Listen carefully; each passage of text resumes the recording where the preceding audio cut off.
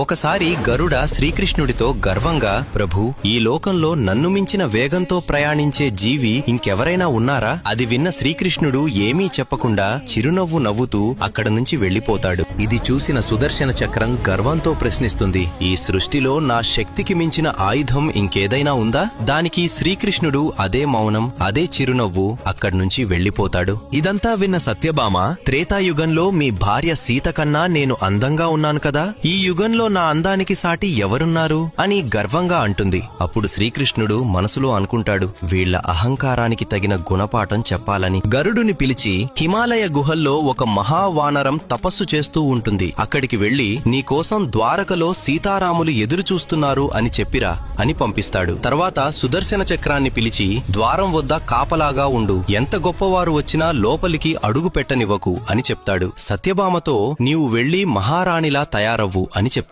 గరుడ హిమాలయాలకు వెళ్లి హనుమంతుడితో శ్రీకృష్ణుడు చెప్పిన మాటలను చాలా గర్వంగా చెప్పడం మొదలు పెడతాడు. ఆ మాటలు పూర్తవక ముందే హనుమంతుడు గరుడ కంటే 1000 రెట్లు వేగంగా దూసుకెళ్తాడు. అది చూసి గరుడ ఆశ్చర్యపోతాడు. హనుమంతుడు ద్వారక చేరుకుని రామునిలా ఉన్న శ్రీకృష్ణుడి ఎదుట వాలిపోతాడు. అప్పుడు శ్రీకృష్ణుడు అడుగుతాడు, ద్వారం వద్ద నిన్ను ఎవరు ఆపలేదా హనుమా? హనుమంతుడు చిరునవ్వుతో, స్వామి, ఒక చక్రం ఆపాలని చూసింది, కాని దానితో యుద్ధం చేస్తే మీ దర్శనం ఆలస్యమవుతుందనిపించింది, అందుకే దాన్ని అమాంతం మింగేశాను అని సమాధానం చెప్తాడు. హనుమంతుడు సత్యభామ వైపు చూస్తూ, స్వామి, ఈ చెలికత్తె ఎవరు? నా సీతమ్మ తల్లి ఎక్కడ ఉంది అని అడుగుతాడు. ఇలా శ్రీకృష్ణుడు, గరుడ, సుదర్శన చక్రం, సత్యభామ గర్వములను ఒక్క హనుమంతుడితో సమాధానం చెప్తాడు. జై శ్రీకృష్ణ అని కామెంట్ చేయండి, జై బజరంగబలి అని రాయండి.